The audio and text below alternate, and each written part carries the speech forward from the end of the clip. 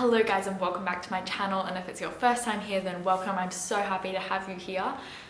Today's video is something that I'm really passionate about, and I mean I say this in most of my videos, something I'm passionate about. I'm passionate about a lot of things, but this is something that I just really felt called to talk about, and something was just telling me that I needed to make a video about this now. So what I'm going to talk about today is body dysmorphic disorder, or BDD. A lot of you may know what this is already, some of you may not, some of you might not have like a true understanding of what it is. So I'm just going to kind of give it an intro and talk about what it is, who suffers with it, what the symptoms and things like that are, and then talk about my experience with it, and also how to kind of spot symptoms in other people, because a lot of the time if you have it yourself you won't even notice. When you're in the depth of it anyway, you won't notice that what you have is a disorder, and you are just so convinced by what you see that that is what you believe. So I think that it's really important to look out for these signs in other people, because sometimes you just need to like pull someone else up and say, hey look, I've noticed you saying a lot of negative things, I just wanted to kind of talk to you about it. And even saying that to someone and having a conversation and opening up the conversation can be so life-changing, like I can't even explain it.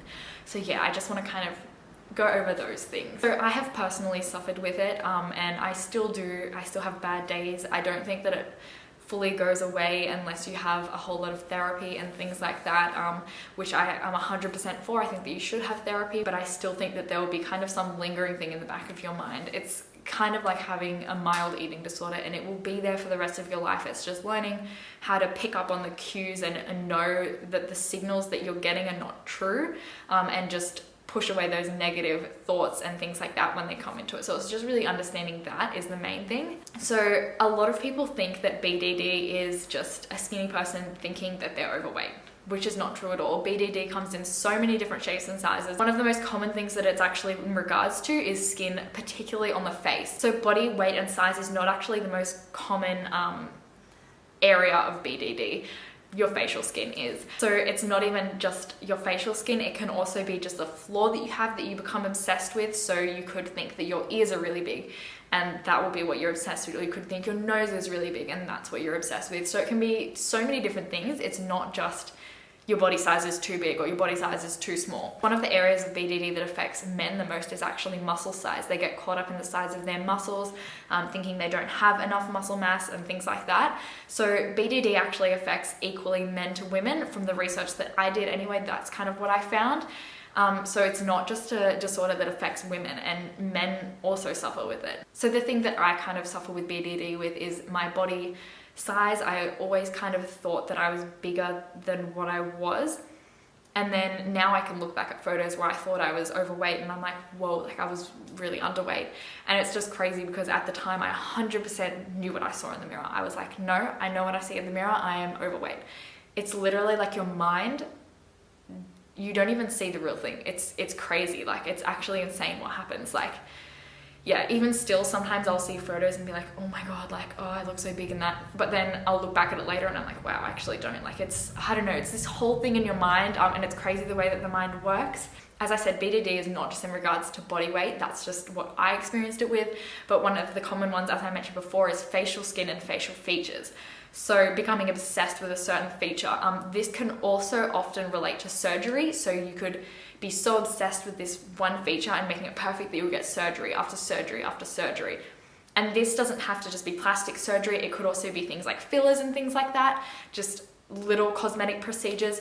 But a lot of the time when people are that obsessed with it, they will never be happy. So they'll keep getting fillers and keep getting fillers and keep getting fillers, and they'll try and fix this thing that, I mean, you and I wouldn't even notice is wrong with them. Like we would not notice it. It's just something that they really are obsessed with. And they'll just keep trying to fix it until it's to a point where they're nearly botched. That is actually one of the high risks of BDD, is surgery until you're literally disfigured. You may think that someone who is thin and saying that they're overweight is just seeking attention. You may think that someone that says their skin is really bad and wears makeup to cover it is just seeking attention. And you may think like, wow, they have perfect skin, why are they wearing all this makeup and saying that they have bad skin? But it's an actual disorder, and it affects 1 to 2% of people, as I said, equally men to women from the research that I found. And it's a real thing. So you may think that someone's being an attention seeker or they're being stupid, but it's an actual disorder, and it needs to be recognized as that, because yeah, assuming that someone's seeking attention isn't really fair when it's an actual condition. They are so genuinely convinced that that is their flaw that they will do whatever. So if they need to cover themselves with makeup or wear baggy clothes or whatever, they will do that because they are so convinced that that's the real flaw. So you may look at them and be like, what the heck? Like, I don't see it. But that's just what their mind is telling them. It's a crazy thing, but it's real. So as I mentioned before, a lot of the time, most people won't even notice this flaw that the person is obsessed with. So they might mention to you that they have really big ears and you're like, what? And you'll still look at their ears and be like, I just don't see it. They don't look that big to me. But that person is so obsessed with it. It's something, I'm not saying that it's always irrational, but it's more something that they blow out of proportion and they become obsessed with it. It's definitely, I'm not going to say it's irrational, but it's definitely something that's blown out of proportion and made out to be a bigger deal just because the person becomes so obsessed with it. I'm going to quickly cover some of the symptoms of BDD. Obviously, they're not going to be the same for everyone, and everyone's not going to have all of them or 3 of them or 1 of them. It's going to be different for everybody, and they can present themselves in more than 1 different ways. So yeah, don't think that because you do one of these things or you have one of these symptoms that you're like, oh my God, I have BDD. That's not always the case. It's just, these are some of the common symptoms that you can see in people who have BDD. So the first symptom is trying to cover the flaw. So if it's your skin, then it would be makeup. You put a lot of makeup on, you'll try and hide your face. Things like your hair, if it was your hair, you could wear a beanie or a hoodie all the time. You try and cover your hair. Another thing is if it's your body, you could wear more baggy clothes often. You could just try and hide away your body more. This isn't always the case, and as I said, it's not a constant thing. Like, some days you'll be better than others. You won't always feel like crap. Another symptom is surgery, as I touched on before, cosmetic procedures, surgery, things like that. So that could be anything from full-on plastic surgery to like fillers, Botox, things like that. Just anything that kind of masks this flaw that you think you have. And as I've mentioned, one of the high risks with this is that you could take it way too far. You will never feel satisfied, and you'll just keep going and keep going and keep going. So another one is always comparing yourself to others. So it's just always a comparison. When you see someone else, you'll be comparing yourself to them. And it could be specific to your flaw, or it could just be overall you're comparing yourself to them. A lot of the time though, it will be more specific to your flaw. So you will say, if your flaw is your body weight, you will look at someone else and be like, oh, she's so thin, I wish I could be as thin as her. Or like, oh, she has such perfect skin, why can't I have perfect skin like her? And you will be kind of comparing yourself to somebody else based around your flaw. But as I said, it can spread to more than one area of comparing yourself. It's just really putting yourself down and comparing yourself to other people. So another one is always seeking reassurance about your appearance. Now this one sounds kind of attention seeking when I say it. It's like, oh, she always wants people to tell her she looks good. But it's more that you feel so low about your appearance that you kind of always want people to reassure you that you don't look bad. And don't get me wrong, that doesn't always change the way that you feel about how you look, but that's just what you kind of want. You like people to reassure you and make you feel better about yourself. And it's not attention seeking at all. We all like people to kind of tell us that we're doing good or we look good, or, you know, we're just doing the right things. We just like to be kind of approved. We like approval from people, and it's the same with this. It's just more to do with your appearance, because that's generally what BDD is surrounding, is your appearance. So the next one that I'm going to talk about is always believing that everybody is noticing this flaw. So you could be having a conversation with someone and you'd be like, oh my God, is she looking at my nose? She's noticing my nose. Oh no, like she's looking at my nose, she's looking at my nose. And you could just become so obsessed with the fact that they are staring at your flaw. Then they don't even notice it, but you just genuinely think that that's all they're staring at. And it's the same for anything that you think is your flaw, or anything that you relate to your BDD. It's just like, you'll be like, oh my gosh, she's looking at my stomach, she's noticed that I put on weight, she notices that I look this way, that I've changed or whatever. It's that kind of thing. And it's also thinking that people will speak negatively about that flaw and about you behind your back. So you could become obsessed with this idea that people are talking about this flaw behind your back. Like they're saying, oh, did you see her nose? Her nose is so big. Oh, did you see her body? She looks like she's gained weight. And you will become so obsessed, you will literally make yourself crazy thinking that all these people are talking about you behind your back, when it is not true at all. Like, they haven't even noticed the thing that you are obsessed with. And it's a reflection on you and not them. It's just what's going on in your mind. You can't just assume that everybody is talking badly about you unless you have evidence, I guess. But like, even then, don't focus on that. And this one kind of goes hand in hand with the last one, which is avoiding social situations completely, which is actually a common one. Like, people will kind of lock themselves in their room and not want to go out because they think that people will notice this flaw so much, and that people will just stare at this flaw and everyone will notice it, which is not true at all. It's just, yeah, it's all in your mind, and a lot of people will literally just be too scared to go out because they don't want people to notice it. And it's insane that's how far it gets. So let's talk about treatment of BDD, because there's not a medication that you can take where it's just like, I'm better now, I don't think this way anymore. Or it's not so much you just go and see one doctor and they're like, yep, this is what you need to, they'll say something to you and then your mind will just switch. It's not like that. The most common treatment for it is therapy and long-term therapy, just to kind of keep it in check. That's the most common and the best way that is most highly recommended to get you results that will last.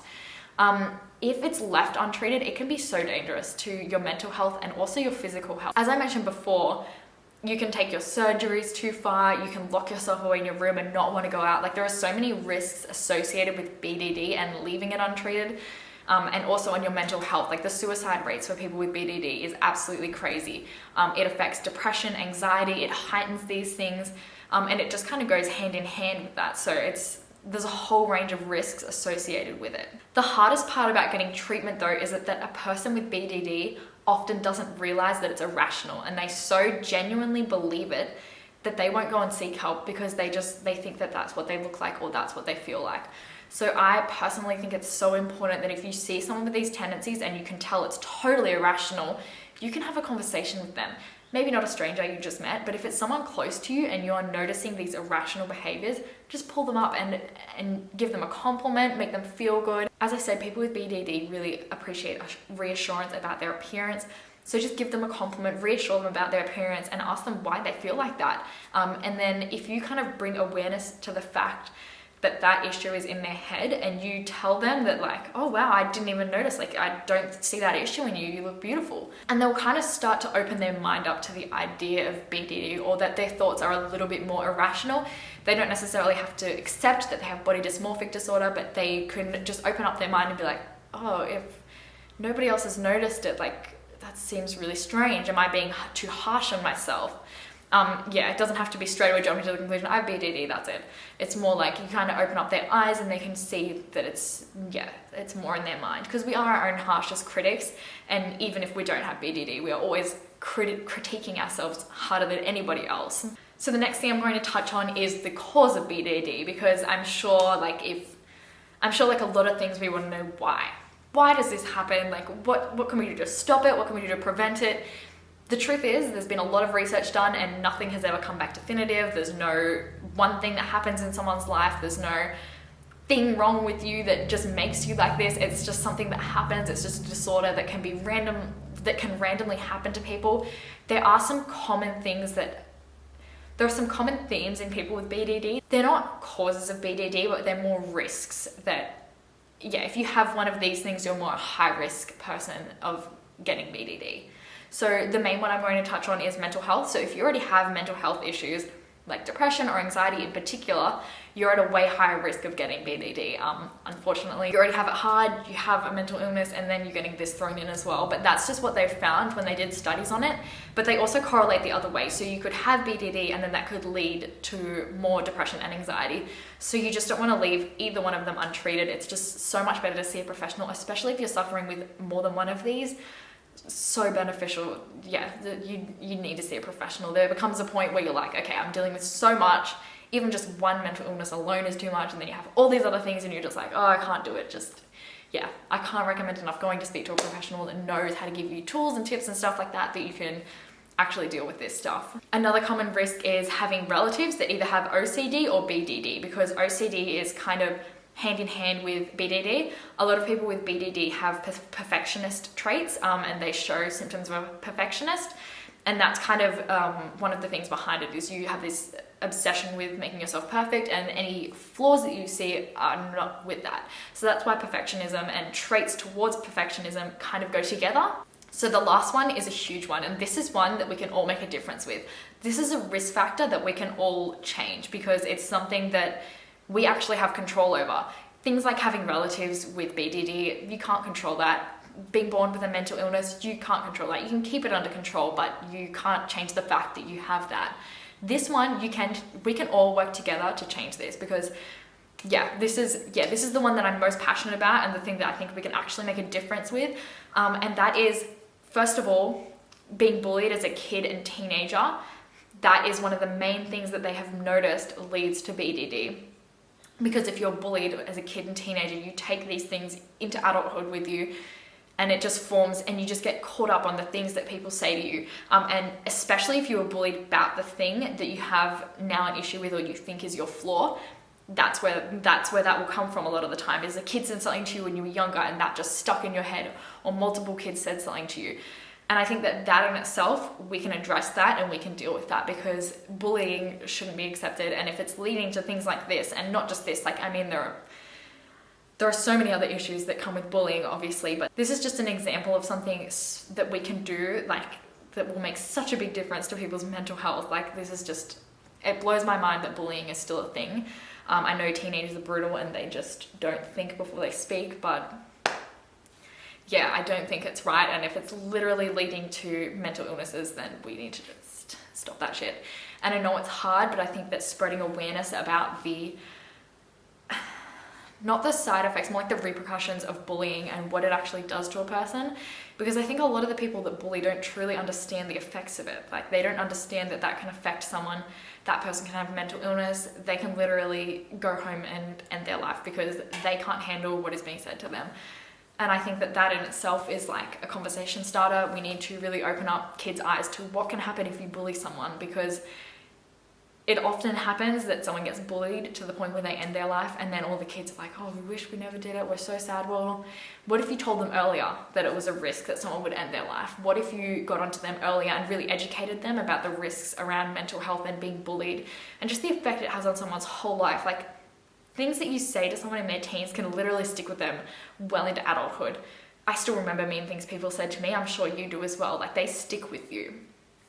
I kind of went off on a little tangent there about bullying, but I feel really strongly about it. I think it's disgusting. There's no place for it. And I think that there needs to be better education and better systems in place in schools and things to stop bullying, because not enough is done when someone is bullied. Like, there's no proper systems in a lot of schools that I've seen and been to and things like that anyway. But yeah, I think they talk big talk and say that they do things, but they really don't do that much, in my experience anyway. So the next one is one that we can kind of all, not fix, but we can all,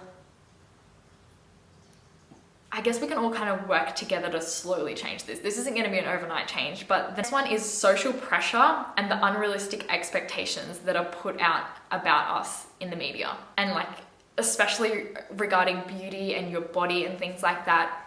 I think that this one is more targeted towards women, but again, then you see the men and they look muscly and they're like a certain way in their Calvin Klein undies, and you see the models and things like that, and that's kind of marketed as how men should look, like more muscular. So again, this doesn't just affect women.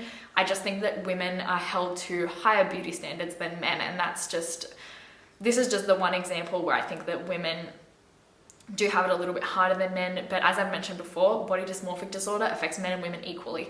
So this is just the one that I think relates more to women. But as I mentioned about the muscles and things like that, that relates way more to men. I don't want to take anything away from either gender because it's equal. I just wanted to mention that this one is probably more towards my girls out there. So it's like, you compare yourself to everything you see online.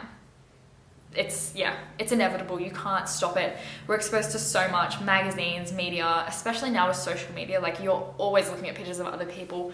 You're always looking at pictures of people that seem more perfect than you, or there's always something that they have that seems better than what you have. And it's so easy to just compare yourself and be like, oh, I wish I had that.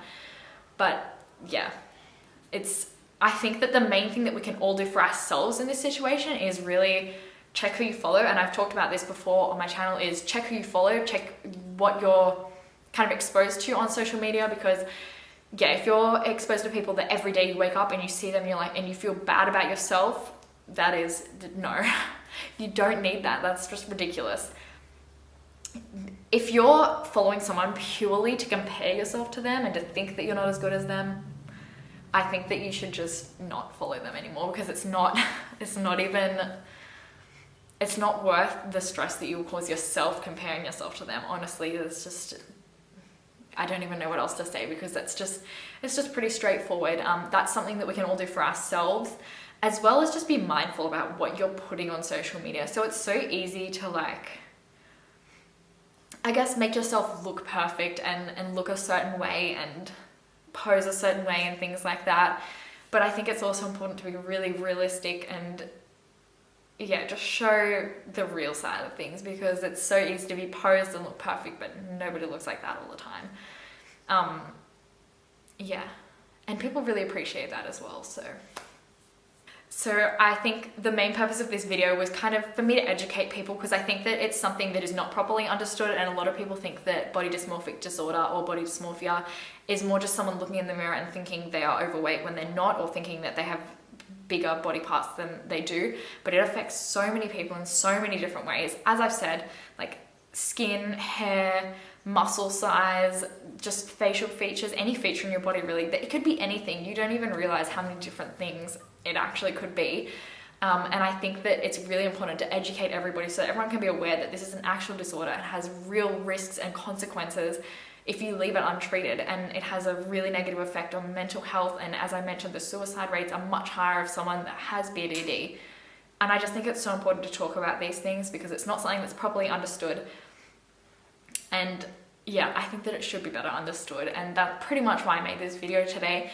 I'm mainly talking about my personal experience today, but I also did a lot of research to get the facts and things like that about the other risks and dangers of having BDD long-term and leaving it untreated. I hope you got something out of this video. It's not just something I felt really called to talk about, and I'm really glad I pulled out my camera and talked about it, because it's something that I'm passionate about, and I really think there should be more education, as I said.